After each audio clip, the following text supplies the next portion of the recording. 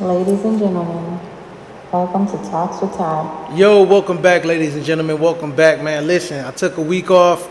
I had to get some things in order. Had to get some surgery on my leg.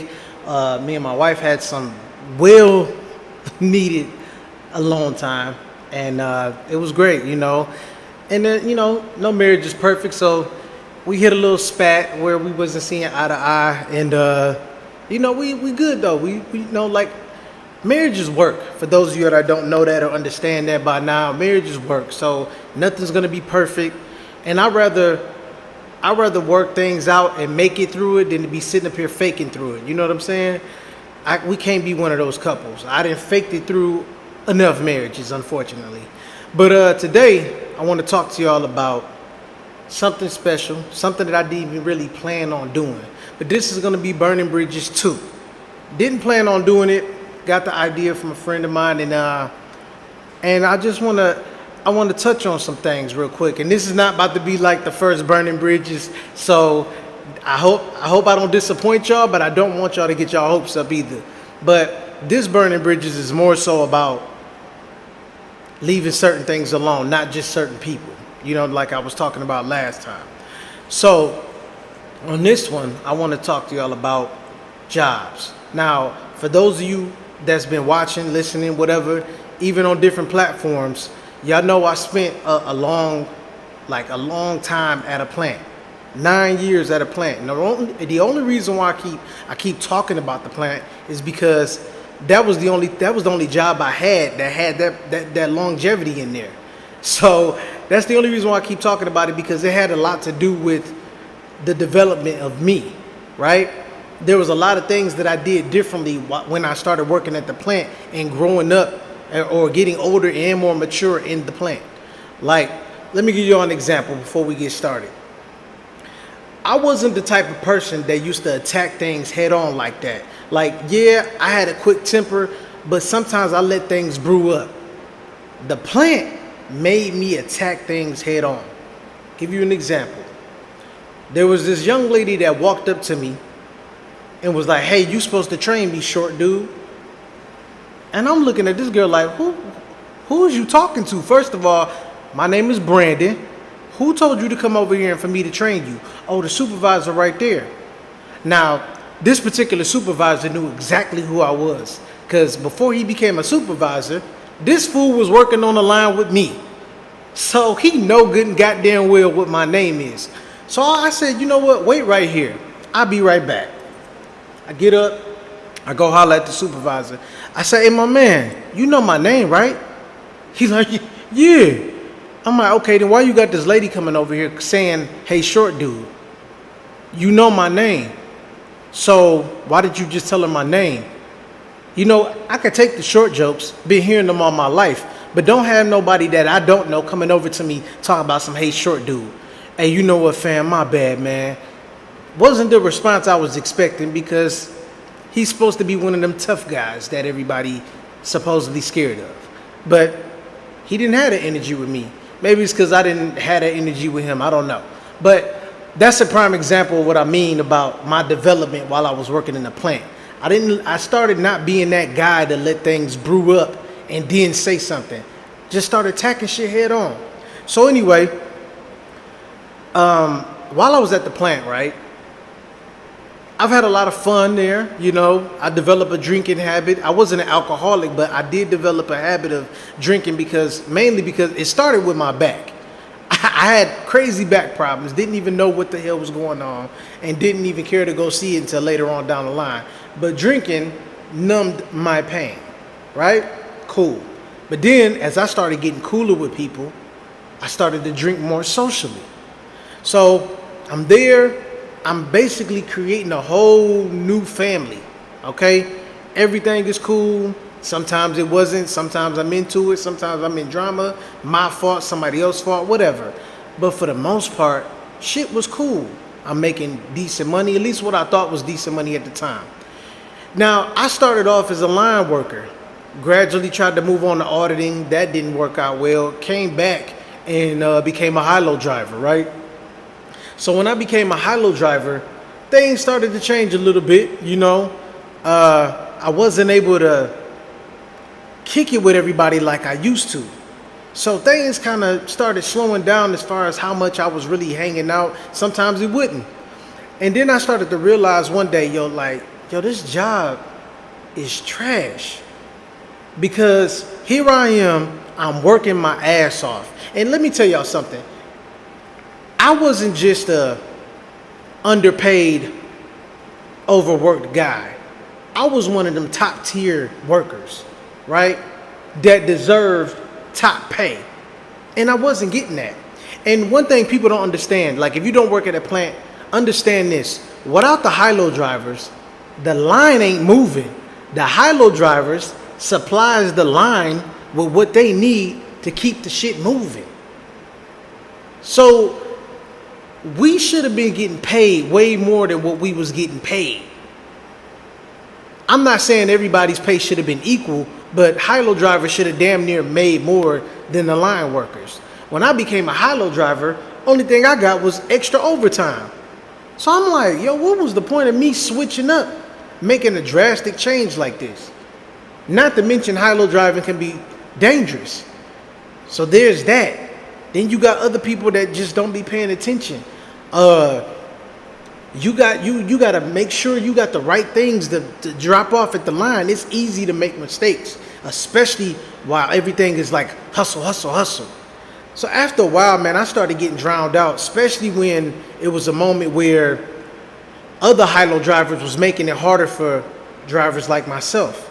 They getting off the line, they going on the other side of the plant, fraternizing and shit, and then other people are catching them, ratting them out on the radio, like, hey, one of your workers from such and such is over here, yada yada yada.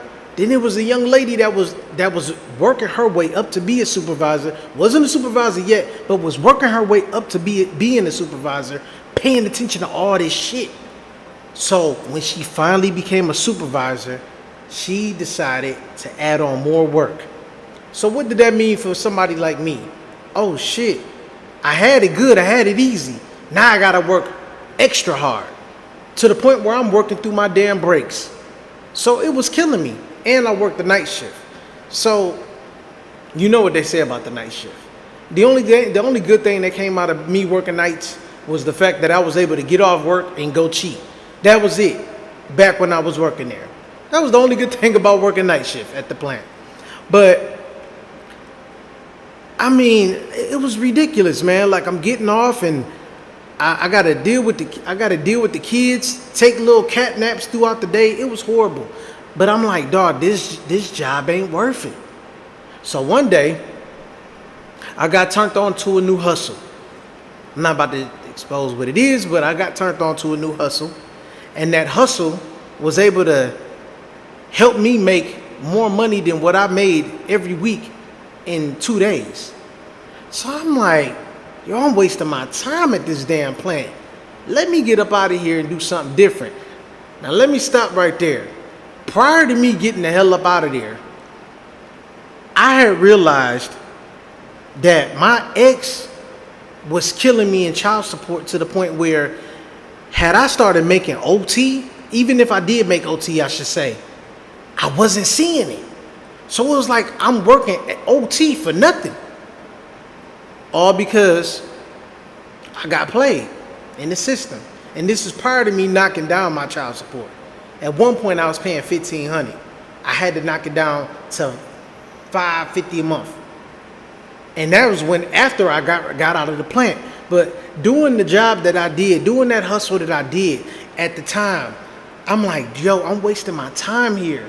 My money, what I'm getting paid ain't worth it. Why this company, this whole ass company is making millions and millions, possibly billions of dollars off of my black ass. Why am I about to keep wasting my time here? Hell, my check's getting raped anyway. So, back to the title of Burning Bridges, you got to know when to walk away from a job. When you know your job is not paying you what you worth, don't be scared to walk away and start a new journey. I'm not going to lie to y'all. I was scared as hell when I walked in that office and I quit. When I slid my badge under that door and and came back, wrote a letter of resignation and gave it to the HR lady. I was scared as shit.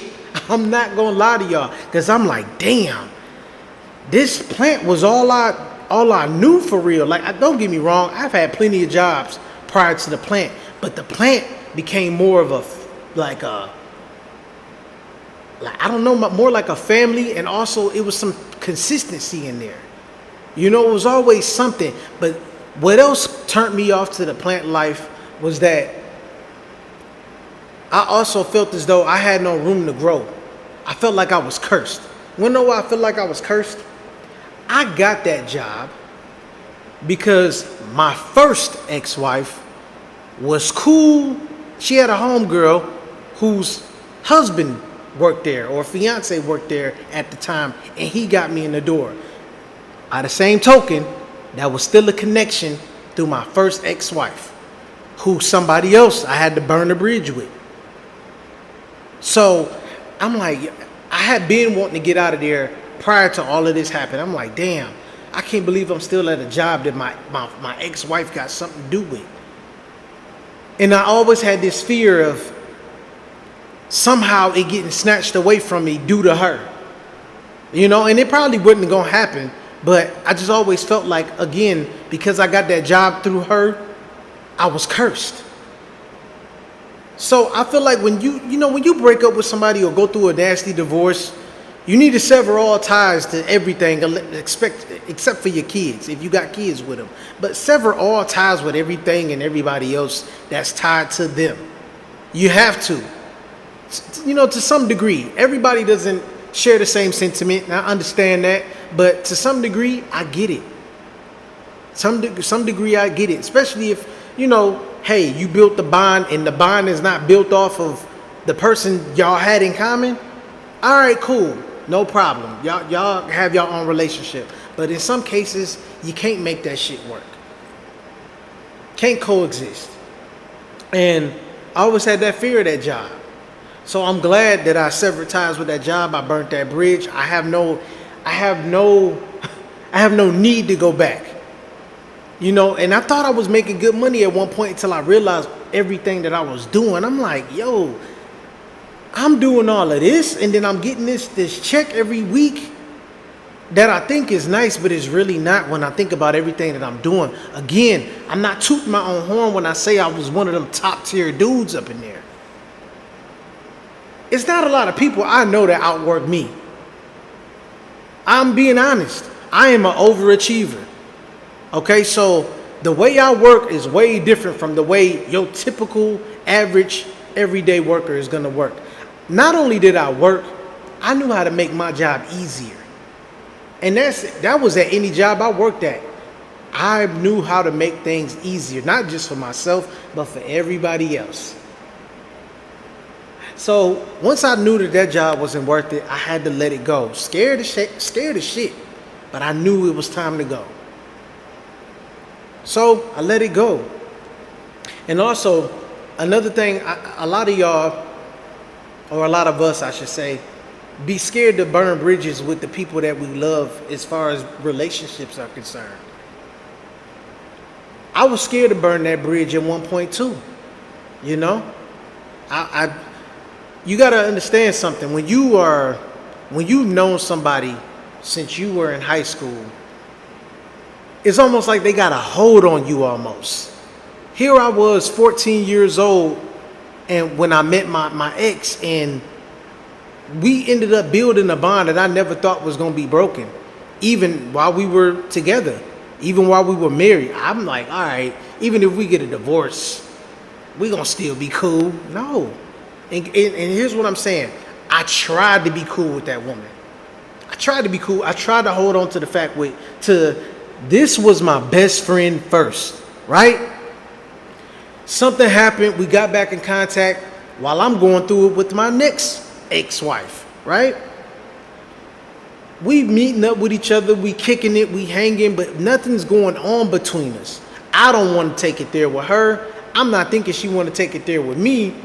But then the burning bridge part came about, because you know what kept happening every time I kicked it with her, every time we was on the phone talking?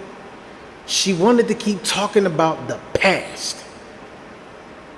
How shitty of a husband I was, but never took any accountability to how shitty she was. Just how shitty I was. So at that point I realized, you know what? It's time to let that shit go too. But I burnt that bridge. Keep in mind, people, when I talked about burning bridges in the first episode about it, I'm letting go of people that I don't necessarily need in my life, and I don't necessarily want them in my life either. So there was nothing to gain from me. The people that I'm telling y'all that I burnt bridges with before and now, they're not people that I had to have around me. You get what I'm saying? I didn't want to burn the bridge with my ex because that was my best friend at one point. I tried to hold on to that. Hell, she knew that I was holding on to that. That's why she kept reeling me back in like, oh yeah, we could be cool, and I could keep abusing him about what he used to do, what he used to be on, the hoe ass nigga he used to be. That's not cool. So if you're in a relationship, you scared to walk away from it, don't be.